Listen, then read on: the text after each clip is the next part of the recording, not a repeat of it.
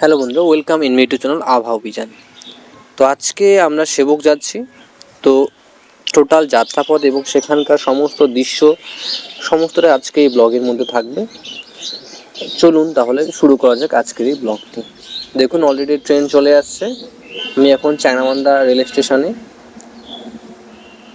তো এই ট্রেনে করে আপনি যদি সেবকে যেতে চান সেক্ষেত্রে আপনি কিন্তু আহ, একাধিক জায়গায় মনোরম দৃশ্য দেখতে পাবেন। দেখুন, এটা কেবলমাত্র চ্যাংড়াবান্ধা থেকে ছাড়ার কিছুক্ষণ পরের দৃশ্য। সবুজ শস্যক্ষেত এবং সবুজে ভরা চারিদিক। এরপরেই যখন আপনি প্রায় পাহাড়ের দিকে চলে আসবেন, মালবাজারের দিকে, তখনই এই যে এরকম দৃশ্য আপনার চোখে পড়বে। আহ, গাছের যে বৈচিত্র্য সেটা অনেকটা পরিবর্তন হবে, সাথে সাথে রাস্তা, মানুষজন, অনেক কিছুর পরিবর্তন ঘটবে। এই যে দেখুন, এটা ওদলাবাড়ির পরিবেশ। দূর থেকে পাহাড় দেখা যাচ্ছে এবং আমি এই জায়গাটা ভিডিও করছি এই জন্য, এখন বাগরাকোট যে লু ব্রিজ সেটা অনেকটা ফেমাস হয়ে গেছে এবং প্রতিনিয়ত অনেক লোক সেখানে যায় দেখার জন্য। তো এই ট্রেনে করে গেলেই ট্রেন থেকেই সেই ব্রিজটিকে খুব সুন্দর দেখা যায়। তো আমি দেখানোর চেষ্টা করব সেই ব্রিজটিকে, যদিও আমার ক্যামেরা অতটা ডিস্টেন্স ঠিকঠাক দেখাতে পারবে না, তবু আমি চেষ্টা করব দেখানোর জন্য। তো একটু একটু পরে চলে আসবে সেই বাগড়াকোটের ব্রিজ। যাই হোক, ততক্ষণে আমরা এই পরিবেশের যে সৌন্দর্য সেটা উপভোগ করি।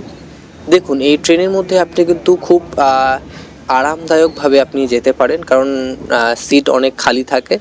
তার সাথে সাথে এর যাত্রাপথের চারিদিকের যে ভিউ বা সুন্দর দৃশ্য, সেগুলো দেখলেই কিন্তু আপনার মন ভরে যাবে। চায়নামাদার থেকে খুব একটা ভাড়া নয়, মাত্র 25 টাকায় আমরা সেবক যেতে পারি। এই যে দেখুন, ব্রিজটা কিন্তু এখন একটু একটু করে দেখা যাচ্ছে, যদিও জুম করে আমি দেখাতে পারছি না, ডিস্টেন্সটা অনেকটাই বলতে গেলে, আর আমার ক্যামেরা অতটাও ভালো না সেটাকে ক্লিয়ারলি দেখানোর জন্য। ওই যে একটু একটু দেখা গেল। যাই হোক, আমরা চলে আসলাম সেবক স্টেশনে। তো এখন আমরা স্টেশনে নেমে তারপরে বাসে করে সেবক মন্দিরে যাব। তো তার আগে বলে নিই, দেখুন এখানে একটা এই টানেলের কাজ চলছে সেবক স্টেশনের পাশেই। এই টানেলটি হয়ে গেলে কিন্তু এটি রংপো অবধি, অর্থাৎ সিকিমের যে প্রবেশদ্বার সেখানে অবধি সেটা চলে গেছে। যাই হোক, এই আমরা মন্দিরে পৌঁছে গেছি। এখন এখানে জুতো রেখে আমরা সবাই মন্দিরে উঠবো, সেখানে পুজো টুজো দিয়ে তারপরে আমরা চারিদিকের যে সৌন্দর্য সেটা দেখবো এবং তার সাথে সাথে এখানকার ব্রিজটি যেটা খুবই ফেমাস, আপনারা সবাই জানেন, করোনেশন ব্রিজ, সেটাও আমরা দেখব। তো চলুন আগে এই মন্দিরের, যদিও ভিতরে এখানে ফটোশ্যুট অ্যালাউ না, সেই জন্য ভিতরে করতে পারলাম না। তো এই মন্দিরের উপর থেকে চারিদিকের ভিউ বা দৃশ্যটা এরকম। দেখুন, চারিদিকে সুন্দর সবুজ সবুজ এবং পাশেই তিস্তা নদী, তার উপরে এই মন্দিরটি রয়েছে। মন্দিরের উপর থেকে তিস্তা নদী এবং করোনেশন ব্রিজ খুব সুন্দরভাবে দেখা যায়। যাই হোক, আমরা এই ব্রিজের মধ্যে চলে আসলাম।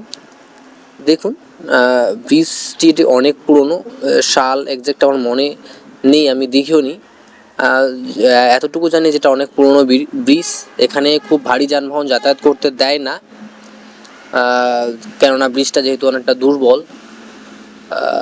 আর এটা একটা ঐতিহ্যমূলক আর কি স্মৃতি হিসেবে রয়েছে, যদিও এখনো যানবাহন, ছোট যানবাহন সঠিকভাবেই চলছে। দেখুন এই ব্রিজটা কত সুন্দর। এই ব্রিজের টানে কিন্তু প্রচুর মানুষ এখানে প্রতিনিয়ত যায় ঘুরতে দেখতে।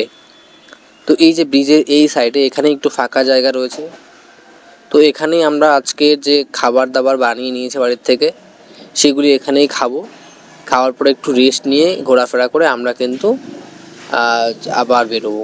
তো এইখানে দেখুন কত লোক আসছে, এরা এখানে কিন্তু এই ফাঁকা জায়গাটুকুর মধ্যে, টোটাল পাহাড়টার মধ্যে এইখানেই শুধুমাত্র একটুখানি জায়গা, তো এখানেই সবাই বসে বসে বা আনা খাবার বা এখান থেকে পাশে একটা দোকান রয়েছে সেখান থেকে নিয়ে কিন্তু খাচ্ছে।